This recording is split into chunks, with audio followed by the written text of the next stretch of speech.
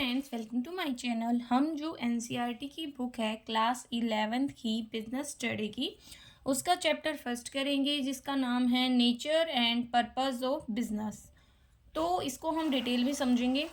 तो यहाँ पे जैसे कि सबसे ऊपर तो बातचीत बताई गई है कुछ लोगों की, कि जो कहते हैं कि कोई कहता है कि मैं बिजनेस करूँगा, कोई कहता है मैं प्रोफेशन करूँगा। तो हमें पता है कि एक जो ह्यूमन बींग होता है वो अपनी डेली लाइफ में बहुत सारी एक्टिविटीज़ करता है। कुछ ऐसी होती है जो इकोनॉमिक होती हैं और कुछ ऐसी होती है जो नॉन इकोनॉमिक होती है। इकोनॉमिक मतलब जो पैसे कमाने के लिए की जाती हैं, और नॉन इकोनॉमिक जो वेलफेयर के लिए की जाती हैं। जैसे कि आप घर पे देखते हो हमारी मम्मी काम करती है डेली, लेकिन क्या वो कोई सैलरी लेती है? नहीं, तो वो नॉन इकोनॉमिक में आता है। जबकि इकोनॉमिक में आप डॉक्टर को देखते हो, खुद का ऑफिस खोल रखा है, डेली कितने पेशेंट्स आते हैं, मतलब पेशेंट्स आते हैं उसके पास, और वो उससे पैसे चार्ज करता है। ऐसे आप बिजनेसमैन देखते हो, तो आप अपने टीचर्स को ही देख लो, वो काम करते हैं उसके बदले उन्हें सैलरी मिलती है। तो इकोनॉमिक एक्टिविटी वो होती हैं जो मतलब प्रॉफिट कमाने के लिए की जाती है, मतलब मनी अर्न करने के लिए की जाती हैं। तो अब बात आती है कि इकोनॉमिक एक्टिविटी वो तीन प्रकार की हैं: प्रोफेशन, बिजनेस एंड एम्प्लॉयमेंट। तो सबसे पहले हम समझते हैं बिजनेस। बिजनेस कहाँ से आया है? तो ये बिजी वर्ड से आया है, जिसका मतलब होता है कि खुद को रेगुलरली इंगेज रखना एक काम में। रेगुलरिटी का मतलब यहाँ पे ये हो जाता है कि जैसे अगर आप हो, आप देखते हो कि कभी कभी हम हमारे घर से कुछ पुरानी चीज़ें निकाल देते हैं और वो बेच देते हैं, तो वो बिजनेस का पार्ट नहीं होती। लेकिन अगर आप डेली उसी चीज़ में डील करते हो, जैसे रद्दी वाला होता है वो डेली यही काम करता है, खरीदता है डेली की और बेचता है, तो वो उसके मतलब बिजनेस में आ जाता है, उसका काम है वो। लेकिन अगर आप कभी रैंडमली आपके घर से जो कबाड़ वगैरह निकलता है उसको बेचते हो, तो वो बिजनेस नहीं है। तो रेगुलरली जब इंगेज रहते हैं तो वो बिजनेस रहता है, और मेन एम होता है प्रॉफिट को कमाना। तो जो एक्टिविटीज़ हैं वो मैंने बताया था इकोनॉमिक नॉन इकोनॉमिक में पार्ट बांट देते हैं। इकोनॉमिक मतलब जो प्रॉफिट कमाने के लिए की जाती है, लाइवलीहुड कमाने के लिए की जाती है। जबकि नॉन इकोनॉमिक होती हैं जो लव, सिंपैथी, सेंटिमेंट्स, पैट्रियोटिज्म मतलब देशभक्ति वगैरह के लिए की जाती है। जैसे एक वर्कर है वो काम कर रहा है फैक्ट्री में, डॉक्टर है जो ऑपरेट कर रहा है क्लिनिक वगैरह, तो वो सब किस में आते हैं? इकोनॉमिक में। लेकिन जैसे कि एक हाउस वाइफ है जो खाना बनाती है, एक लड़का है वो एक बूढ़े इंसान को रोड क्रॉस करवाता है, तो वो नॉन इकोनॉमिक है, क्योंकि ये लव, सिंपैथी, वेलफेयर के लिए की जाती हैं। अब जो इकोनॉमिक एक्टिविटीज़ होती हैं उनको हमने तीन पार्ट में बांटा था: बिजनेस, प्रोफेशन एंड एम्प्लॉयमेंट।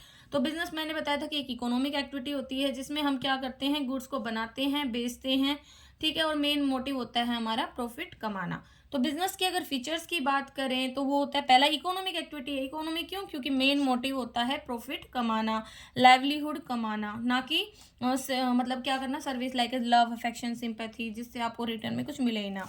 दूसरा होता है प्रोडक्शन और procurement of goods and services, कि जो बिजनेस होता है उसमें हम क्या करते हैं, गुड्स को बनाते हैं और प्रोक्यूर करते हैं गुड्स एंड सर्विसेज को। तो कहता है कि गुड्स लोगों को देने से पहले कंजप्शन के लिए हम या तो बनाते हैं या बने बनाए को सामान को खरीदते हैं और बेचते हैं, तो इसमें मैन्युफैक्चरिंग भी आ जाती है। नेक्स्ट आता है सेल और exchange of goods and services. Sale and exchange में यही होता है कि डायरेक्टली इनडायरेक्टली हम है ना सामान को खरीदते हैं, बेचते हैं। अगर आप कोई सामान खरीद के लेके आ रहे हो और खुद यूज कर लेते हो तो वो बिजनेस एक्टिविटी नहीं है, बल्कि अगर आप सामान को लेके आते हो और उसको बेचते हो तो वो किस में आता है, हमारा बिजनेस में। तो बिजनेस में एक्सचेंज का होना जरूरी होता है। दूसरा है dealing in goods and services. इसमें डीलिंग रेगुलर बेसिस पे होना जरूरी है। कोई एक सिंगल ट्रांजेक्शन है अगर सेल परचेज की, तो वो बिजनेस का काम नहीं करती। जैसे कि एक पर्सन है वो अपना डोमेस्टिक रेडियो बेच देता है, चाहे उसने प्रॉफिट पर बेचा हो, बट उसको हम बिजनेस एक्टिविटी नहीं कहेंगे क्योंकि उसमें रेगुलरिटी नहीं है। लेकिन अगर एक रेडियो बेचने का काम ही एक पर्सन करता है डेली बेसिस पे, जिसकी शॉप वगैरह है, तो वो बिजनेस में आएगा। नेक्स्ट है प्रॉफिट अर्निंग। और मेन एम किसी भी बिजनेस का क्या होता है, प्रॉफिट कमाना। कोई भी बिजनेस लंबे समय तक सर्वाइव नहीं कर सकता अगर वो प्रॉफिट नहीं कमा रहा। फिर इसमें आता है कि अनसर्टेनिटी ऑफ रिटर्न। ये बात याद रखना, रिस्क एंड रिटर्न कनेक्टेड हैं। बिना रिस्क के कोई बिजनेस मूव नहीं कर सकता। रिस्क एक इनहेरेंट पार्ट होता है बिजनेस का, उसको हम बिल्कुल रिमूव नहीं कर सकते। तो जो अनसर्टेनिटी होती है रिटर्न की, वो रेफर करती है lack of knowledge related to amount, भी कितना रुपए आप कमाओगे, कितना प्रॉफिट होगा, और हर बार प्रॉफिट होना ऐसा भी जरूरी नहीं होता है। अब फिर next element of risk. Risk हमेशा रहेगा ही रहेगा, ठीक है, और ये बहुत सारे अनफेवरेबल और अनडिजायरेबल इवेंट्स के कारण होता है। जैसे स्ट्राइक कर दी वर्कर्स ने, लॉकआउट कर दिया, ठीक है, चोरी हो गई, आग लग गई। अब बात आती है comparison of business, profession and employment. तीनों को हम समझेंगे। उससे पहले एक बात याद रखना, जो बिजनेस होता है उसमें बहुत सारे काम किए जाते हैं। काम मतलब फंक्शंस लाइक एज फाइनेंसिंग का, कि भाई पैसे कहाँ से आएंगे, कैसे उनको यूज़ करेंगे। दूसरा प्रोडक्शन का, कि रॉ मटेरियल को फिनिश गुड्स में बदलना। मार्केटिंग का मतलब कि जो भी गुड्स हैं उनको प्रोड्यूसर से कंज्यूमर तक पहुंचाना, उनकी नीड्स को समझना। एंड ह्यूमन रिसोर्स मैनेजमेंट, की वर्क लोग जो लोग हैं उनको प्रोवाइड करवाना जिनमें स्किल्स हैं। तो बिजनेस हमने पढ़ा था कि इकोनॉमिक एक्टिविटी होती है जिसमें प्रोडक्शन, परचेज, सेल होता है प्रॉफिट के मोटिव से। जबकि प्रोफेशन क्या होता है, इसमें वो एक्टिविटीज आती हैं जिसमें एक स्पेशल नॉलेज की, डिग्री की, स्किल्स की ज़रूरत होती है जो एक पर्सन अप्लाई करता है अपने ऑक्यूपेशन में। जैसे कि और इसमें ना कोड ऑफ कंडक्ट्स होते हैं, गाइडलाइंस होते हैं, एथिक्स होते हैं जो फॉलो करने हो, जैसे डॉक्टर है, लॉयर्स हैं, इंजीनियर्स हैं। तो फीचर आप ये कर सकते हो कि जो प्रोफेशन होता है वो एक स्पेशलाइज नॉलेज है, ठीक है, स्किल्स चाहिए, इसके लिए फॉर्मल एजुकेशन एंड ट्रेनिंग चाहिए। जैसे डॉक्टर बनने के लिए एमबीबीएस करते हैं, सीए बनने के लिए सीए की जाती है, उसके एग्ज़ाम्स होते हैं, फाउंडेशन वगैरह, ठीक है। और कोड ऑफ कंडक्ट होते हैं, एथिक्स होते हैं जो आपको फॉलो करने होते हैं, स्किल्स एंड कंपिटेंस की रिक्वायरमेंट होती है। और याद रखना, प्रोफेशन में एक पर्सन अपने इंटरेस्ट को नहीं ट्रांसफर कर सकता दूसरे को, लाइसेंसिंग एंड सर्टिफिकेट चाहिए। फिर बात आती है एम्प्लॉयमेंट। एम्प्लॉयमेंट का मतलब होता है जब एक पर्सन दूसरे के अंडर काम करता है रिम्यूनरेशन के बदले इन रिटर्न, ठीक है, मतलब वेजेस वगैरह वो रिसीव करता है। तीनों में कंपैरिजन दिखा रखा है कि जो बिजनेस होता है उसका तो मेन एम यही होता है गुड्स को बनाना और पब्लिक को प्रोवाइड करवाना। जबकि इसमें क्या होता है, पर्सनलाइज सर्विस दी जाती है, एक्सपर्ट सर्विस दी जाती है, और इसमें दूसरों के लिए हम काम करते हैं पैसे के बदले। इसमें कोई मिनिमम क्वालिफिकेशन जरूरत नहीं होती, जबकि प्रोफेशन में क्वालिफिकेशन चाहिए। और एम्प्लॉयमेंट में डिपेंड करता है आप किस प्रकार की जॉब कर रहे हो। इसमें रिटर्न में हमें प्रॉफिट मिलता है, इसमें प्रोफेशनल फीस होती है, जैसे डॉक्टर की फीस है, इसमें सैलरी एंड वेजेस मिलती हैं। और बिजनेस करने के लिए हमें बहुत ज़्यादा मात्रा में पैसे की ज़रूरत पड़ती है, लेकिन वो डिपेंड करता है कि आपका बिजनेस छोटा है, बड़ा है, किस टाइप का है। जबकि प्रोफेशन में हमें ना लिमिटेड कैपिटल की ज़रूरत होती है, और एम्प्लॉयमेंट में तो कुछ चाहिए ही नहीं, कोई इन्वेस्टमेंट नहीं होती, सीधा हमें काम करना है किसी के अंडर। इसमें रिस्क होता है, इरेगुलर होता है, और इसमें फीस जनरली रेगुलर होती है, तो बहुत कम रिस्क होता है। इसमें भी या तो रिस्क होता ही, मतलब थोड़ा बहुत रिस्क होता है या होता ही नहीं है।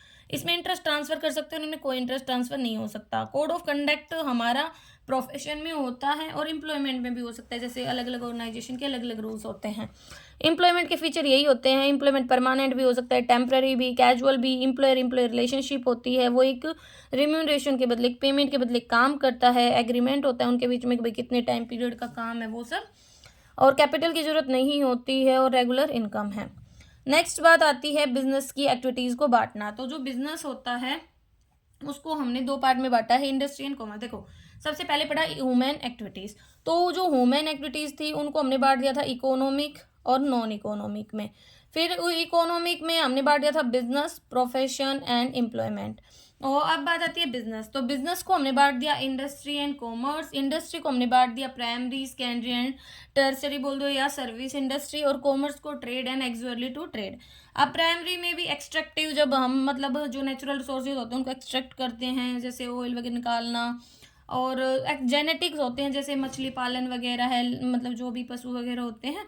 सेकेंडरी में आते हैं मैन्युफैक्चरिंग और कंस्ट्रक्शन। मैन्युफैक्चरिंग मतलब बनाना, और कंस्ट्रक्शन जैसे बिल्डिंग, रोड वगैरह होते हैं ना। तो एनालिटिकल में तो क्या होता है कि बहुत सारी चीज़ें मैन्युफैक्चर की जाती है एक चीज़ से। जबकि सिंथेटिकल में क्या होता है कि बहुत सारी चीज़ों को मिलाकर एक चीज़ बनाई जाती है, लेकिन बाद में उसको हम सेपरेट नहीं कर सकते, जो भी मिला है, जैसे कि सीमेंट बना दी, अब सीमेंट से दोबारा सारे मटेरियल अलग नहीं हो सकते। जबकि प्रोसेसिंग में क्या होता है, जो बहुत सारे स्टेजेस से पास होता है, जैसे ऑयल बनना, शुगर बनना। और असेंबलिंग में क्या होता है कि बहुत सारे मतलब आइटम्स को जोड़ के एक बनाया जाता है, जैसे आपने बाइक जोड़ी तो उसके पुर्जों को आप बाद में अलग भी कर सकते हो, यही डिफरेंस है। सिंथेटिकल में आप अलग नहीं कर सकते, जबकि असेंबलिंग में आप अलग कर सकते हो। ऐसे ही कॉमर्स ट्रेड होता है, एक्चुअली टू ट्रेड। ट्रेड में हमारा इंटरनल और एक्सटर्नल। इंटरनल मतलब जो होम ट्रेड है, और एक्सटर्नल मतलब फॉरेन ट्रेड है, इंटरनेशनल ट्रेड है। तो इंटरनल में हमारे पास, इसको तीन पार्ट में आप खुद से बांट सकते हो, लोकल, स्टेट और मतलब नेशनल। तो लोकल तो एक जगह होगी प्रॉपर आपकी, जैसे सिटी में लगा लो। और स्टेट हो गया एक स्टेट के अंदर, और नेशनल मतलब स्टेट टू स्टेट, पूरे देश में जो होता है। होलसेल जब बल्क में खरीदा जाता है मैन्युफैक्चरर से होलसेलर के द्वारा। और रिटेल मतलब जब रिटेलर खरीदता तो बल्क में ही है होलसेलर से, लेकिन बेचता स्मॉल क्वांटिटी में है कस्टमर को। एक्सटर्नल मतलब फॉरेन ट्रेड, जिसमें इंपोर्ट, एक्सपोर्ट और एंट्री पोर्ट, एक देश से खरीदना और दूसरे देश को बेचना। और एक्सक्लूसिव ट्रेड मतलब जो भी हमारे सामान को कस्टमर तक पहुंचाने के बीच में हर्डल्स होती हैं उन सबको रिमूव करना, वो होता है ट्रांसपोर्टेशन के द्वारा, warehousing, insurance, banking and finance, advertisement. तो इसने यही बताया कि बिजनेस को हम दो पार्ट में बांट देते हैं, इंडस्ट्री एंड कॉमर्स। इंडस्ट्री किससे रिलेटेड है? सामान को बनाने से, प्रोसेसिंग से, गुड्स एंड मटेरियल की। जबकि कॉमर्स रिलेटेड है उन सभी एक्टिविटीज से जो गुड्स को मतलब पहुंचाती हैं, जो गुड्स को एक्सचेंज करती हैं, सर्विसेज को एक्सचेंज करती हैं, रास्ते में जो भी हर्डल्स आती हैं उनको रिमूव करती है। याद रखना कॉमर्स में प्रोडक्शन नहीं आता है, प्रोडक्शन इंडस्ट्री में आता है। कॉमर्स में सिर्फ प्रोडक्ट को कंज्यूमर तक पहुंचाने तक की जितनी भी बीच की एक्टिविटीज आती है वो सब आती हैं। इंडस्ट्री मतलब इसमें हम क्या करते हैं, वो इकोनॉमिक एक्टिविटी है जिसमें कन्वर्ट करते हैं हम जो भी रिसोर्सेज होते हैं उनको यूजफुल गुड्स में, मतलब रॉ मटेरियल को फिनिश गुड्स में।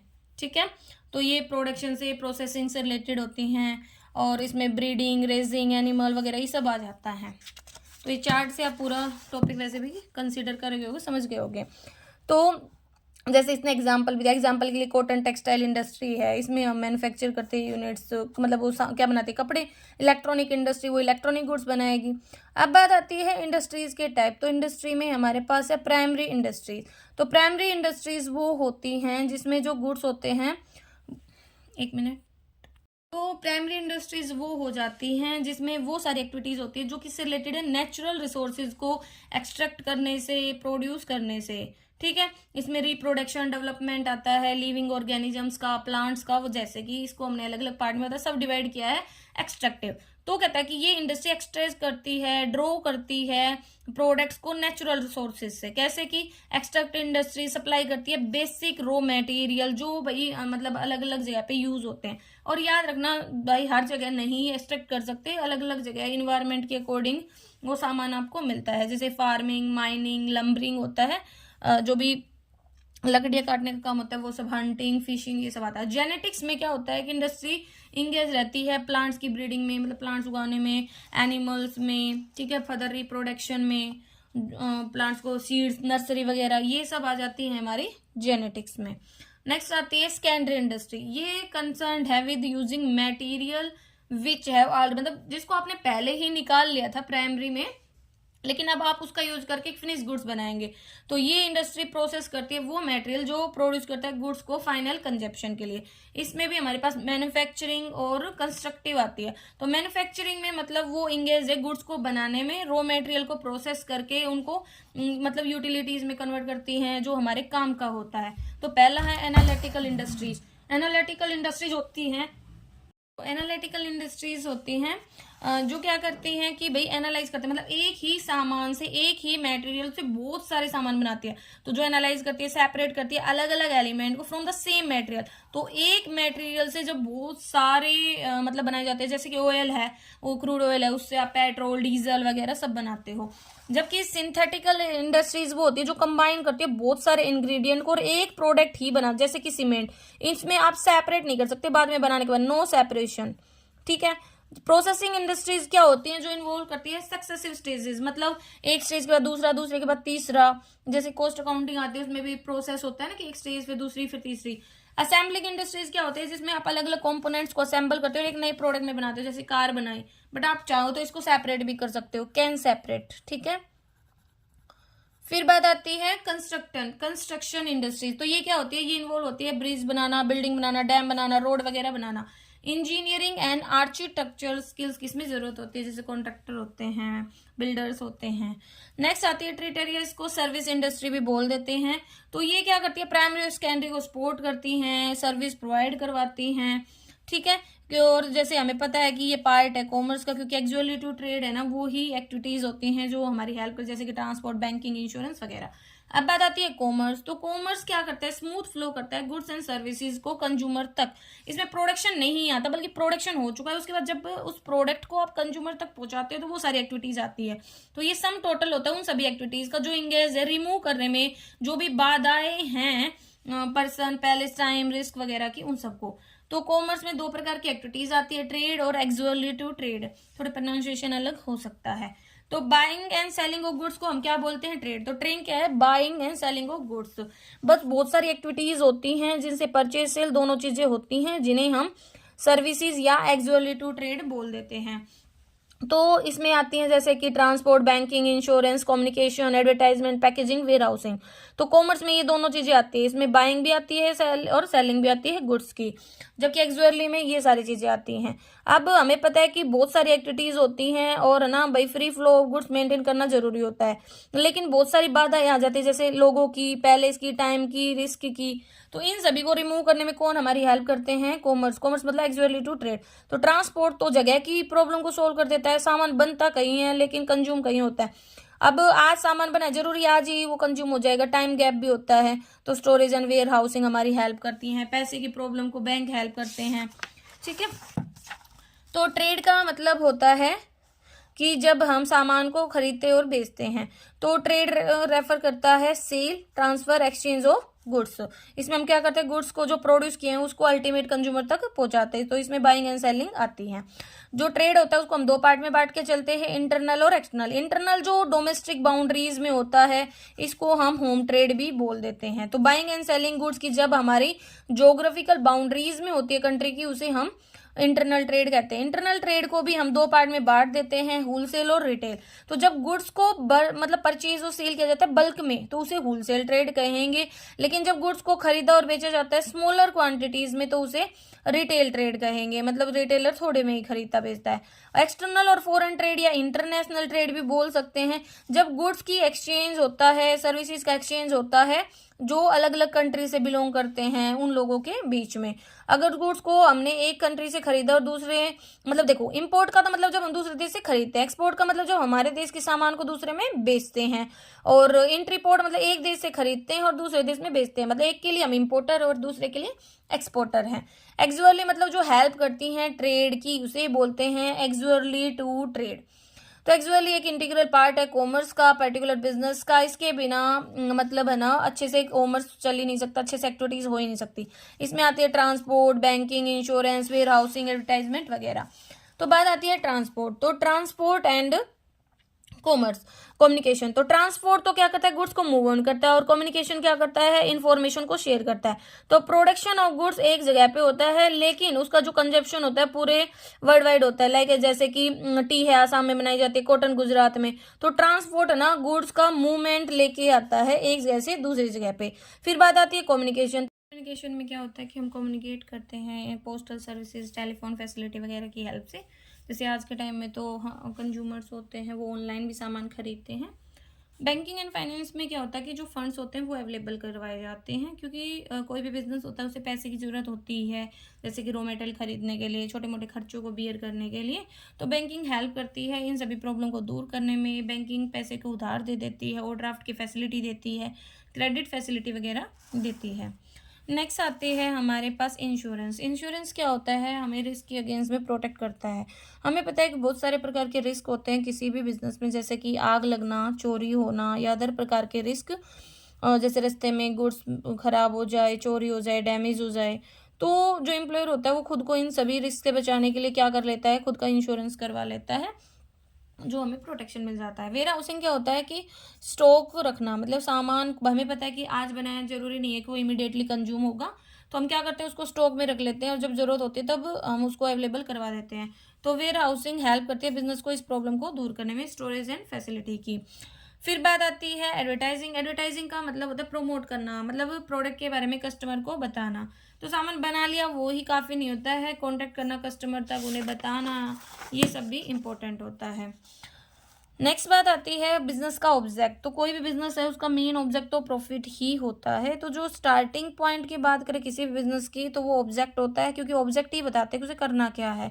जैसे कि प्राइमरी ऑब्जेक्ट है बिजनेस का गुड्स को बनाना और उन्हें कंज्यूमर्स तक पहुंचाना, किसके लिए, प्रॉफिट के लिए।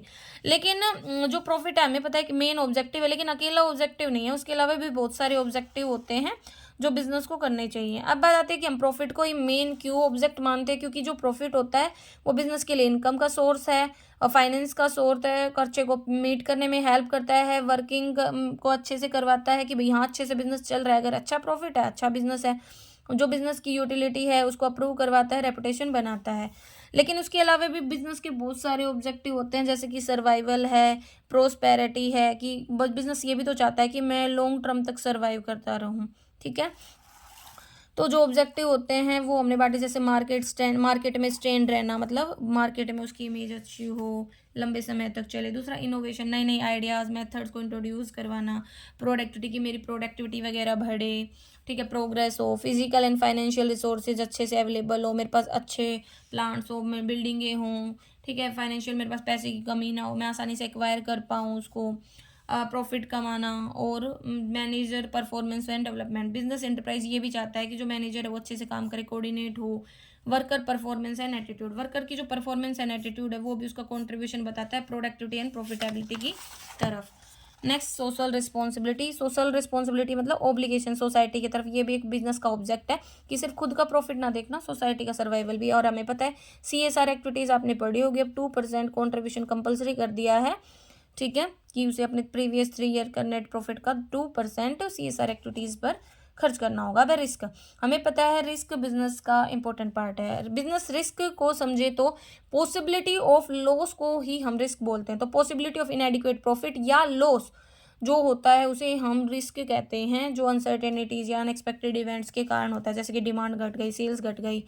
बिजनेस रिस्क को 2 पार्ट में बांटा जाता है, स्पेक्युलेटिव लॉस या रिस्क या प्योर रिस्क। स्पेक्युलेटिव में क्या होता है, दोनों चीज़ें हो सकती है, प्रॉफिट भी हो सकता है, लॉस भी हो सकता है। मतलब स्पेक्युलेटिव रिस्क में पॉसिबिलिटी होती है किसकी, गेन की भी और लॉस की, ठीक है, जैसे कि मार्केट में बदलाव आ गए तो फेवरेबल भी हो सकते हैं, अनफेवरेबल भी हो सकते हैं, जबकि प्योर रिस्क सिर्फ या तो लॉस होगा या होगा ही नहीं। नेक्स्ट है बिजनेस का नेचर। तो जो बिजनेस का नेचर होता है वो कैसा है, अनसर्टेन है, ठीक है, क्योंकि रिस्क ही आ रहा है, क्योंकि जो नेचर होता है बिजनेस रिस्क का वो अनसर्टेन है, हो भी सकता है नहीं भी। और अनसर्टेनिटी ह्यूमन काजेज के कारण भी हो सकते हैं, जैसे ह्यूमन स्ट्राइक कर लें, और नेचुरल काजेज बाढ़ वगैरह आ जाए, और अदर काजेज भी हो सकते हैं। नेक्स्ट है रिस्क इसेंशियल होता है, एसेंशियल पार्ट है, क्योंकि रिस्क को हम मिनिमाइज कर सकते, खत्म नहीं कर सकते, रिस्क तो जुड़ा ही रहेगा बिजनेस के साथ। और डिग्री ऑफ रिस्क डिपेंड करती है कैसा आप बिजनेस कर रहे हो, कितना बड़ा बिजनेस कर रहे हो, किस प्रकार का कर रहे हो, ठीक है। और जो प्रॉफिट होता है वो रिवॉर्ड होता है रिस्क के लिए, कोई रिस्क नहीं होगा तो कोई गेन भी नहीं होगा, जितना ज़्यादा रिस्क होगा उतना ज़्यादा ही रिटर्न होगा। अब बात आती है बिजनेस रिस्क के कारण, तो बहुत सारे होते हैं, जैसे कि नेचुरल काजेज, जैसे कि बाढ़ आना, भूकंप आना, वुमेन काजेज, स्ट्राइक वगैरह, लॉकआउट वगैरह, काम करना बंद कर देना। इकोनॉमिक काजेज, जैसे जो गवर्नमेंट की पॉलिसीज वगैरह वो बदल जाए, पैसे की प्रॉब्लम आ जाए, कंपटीशन बढ़ जाए, इन्फ्लेशन आ जाए, डिफ्लेशन आ जाए।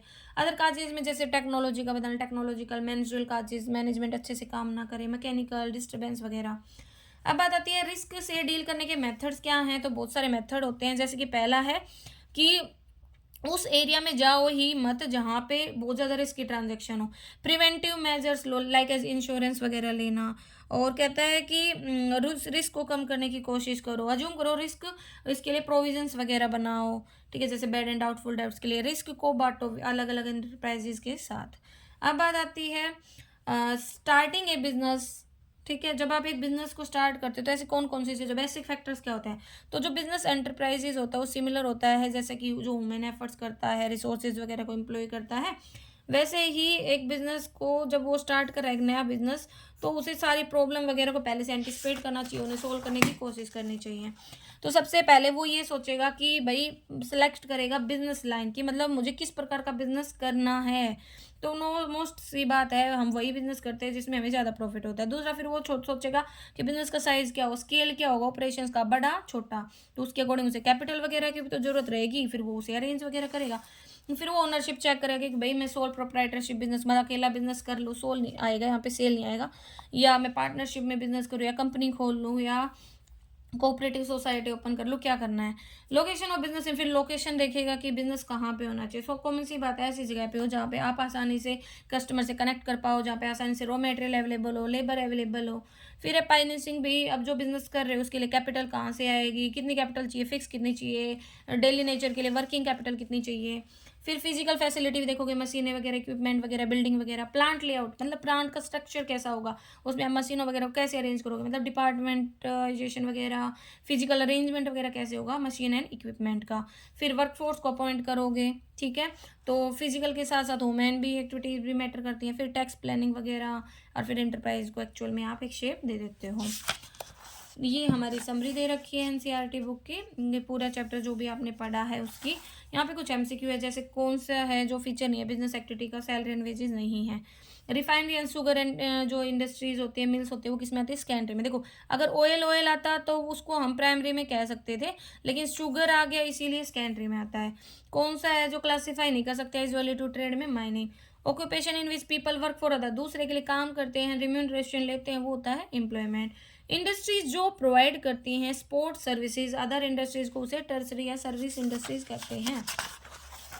नेक्स्ट है which of the following can't be classified as an objective, तो इन्वेस्टमेंट कोई ऑब्जेक्टिव नहीं होता है। Business risk is not likely to arise due to, good management के कारण कोई रिस्क नहीं होता है। इकोनॉमिक एक्टिविटी हमने पढ़ी थी, business, profession, employment, industry, primary, secondary, tertiary, ex value to trade में बैंकिंग, ट्रांसपोर्ट वगैरह हमने पढ़ा है। और बिजनेस रिस्क का नेचर क्या होता है, अनसर्टेन होता है, ठीक है, और वो अनसर्टेनिटी भी डिपेंड करती है सिचुएशन पे। तो ये लॉन्ग क्वेश्चन भी आप देख सकते हो। Thank you.